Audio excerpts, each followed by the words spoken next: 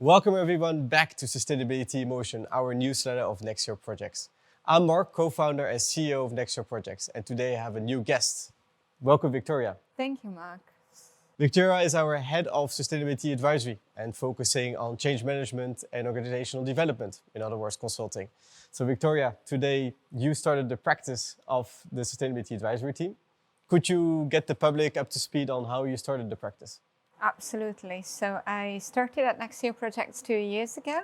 And when I stepped into my role as the head of the Sustainability Advisory team, we primarily worked as the key strategic partner of EcoVadis, which is where we started as Next Year Projects.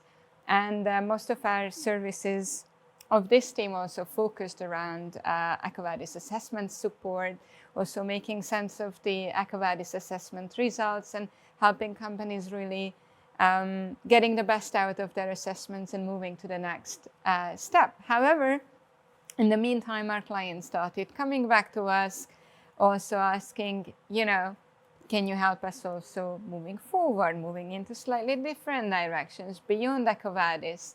So there was a lot of noise around maybe looking into strategy development around sustainability, about different type of certifications, different tools. Thank you, Victoria. So I can imagine also for the public today to understand how to lead a practice like this. What were these focus verticals that you really quickly identified from your professional point of view where you start focusing on? Absolutely. So we've actually identified 3 key pillars that we've been working with. One remains the sustainability assessments and certifications, so EcoVadis, but also joining in with the B Corp certificate. So basically, we're also assisting similarly to the EcoVadis assessments also on the B Corp journey.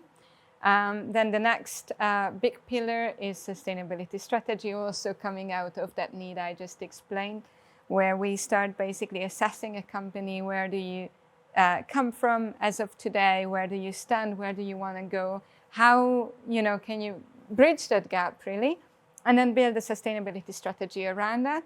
And then moving also forward with the implementation of that sustainability strategy from various angles as needed, from a sustainability management system, from a supply chain strategy, etc. The third pillar is disclosures and reporting. So we are looking at sustainability report writing, for example, aligning the sustainability report with the Global Reporting Initiative, but also, of course, a very, very hot topic in Europe is the upcoming Corporate Sustainability Reporting Directive. So also how to prepare for the reporting for the directive. You just mentioned the CSRD, the Corporate Sustainability Reporting Directive. What of the others, so what this is one of the key hot topics happening now, what would you say, apart from the CSRD, is it another big hot topic that you foresee is important where change is needed from your experience as also being in change management? Absolutely. So when we look at the CSRD, essentially we are looking at a speeding up process of regulatory changes. So what you see is CSRD is of course a very big one for Europe, but across the globe, more and more sustainability related laws, regulations, requirements are popping up that ask companies and organizations to comply with those requirements. So this is sometimes implementing a certain way of operating, a certain way of governing your organization or reporting, for instance. This is an evolving field that we keep popping up regulatory news all the time. Here a new regulation, there a new regulation, due diligence, child labor, reporting, etc. So that's difficult for companies to keep up, and it's something that is on the discussion all the time. Then another one that we've started hearing quite a lot is the change management aspects. It's also interesting, of course, that links with my background, but the change management aspect of sustainability, how do you get your entire company on board? How do you build their knowledge, build their capacity as well? So also linking towards training and education around sustainability. And then the third topic that we also see arising very much is social sustainability related topics. Diversity, equity, inclusion, of course, has been a hot topic for a while. But if you look at things like living wage is becoming more and more prevalent for companies, looking at the supply chain, social sustainability. Pretty wide range, and I think we talk about key topics, but I think it's essential topics in organizations to have to a certain extent, but not always easy to implement. What would you say if you look also more towards the topics that you just mentioned? What's the future going to give us? So let's say we focus on these points. Well, what's next? Because it keeps on going. Sustainability keeps on changing. What, from your experience, you see is going to happen in the nearby future? It's a very interesting question, and what we actually see. The regulatory changes actually start pushing more and more companies to really deep dive into sustainability, not just for the show anymore, but really structurally integrate sustainability into how their organizations work. That creates both, of course, a regulatory pressure, but a beautiful opportunity for companies to look at, how do we actually embed it into the strategy and how do we create value out of this?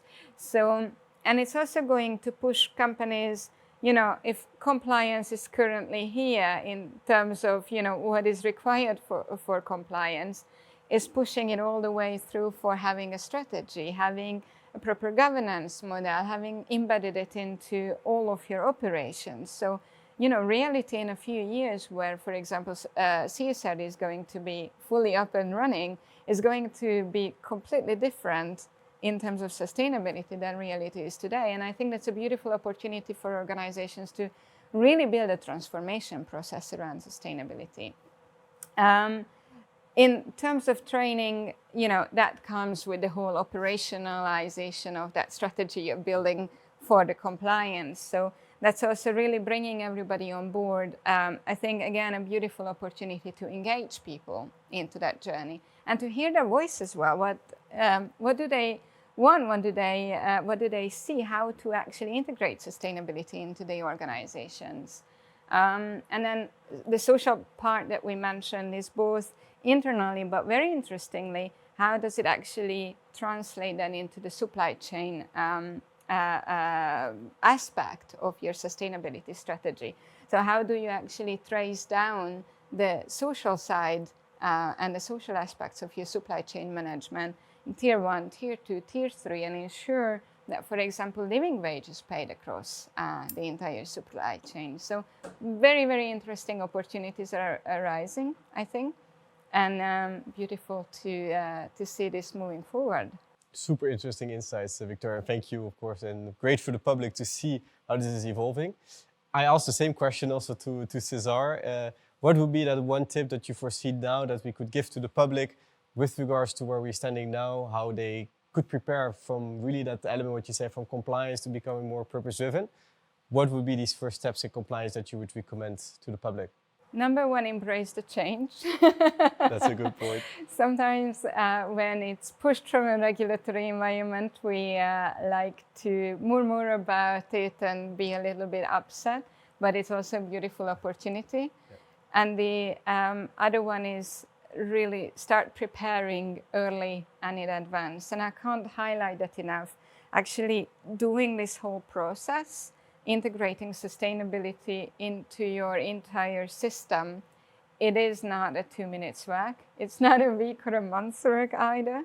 And we see that there is potentially a lot of panic coming up over the next year or two around this topic. So I think really getting ready as early as possible is one of the key messages. As we say in how the newsletter is called, keep sustainability in motion. I think on this note, thank you, Victoria, for joining and bring that practicality to today. And to the public, thank you again for joining Sustainability in Motion. As you heard today from Victoria, keep sustainability in motion is essential for your organization to also become and to stay future-proof. So thank you again for joining and see you next time. Thank you very much.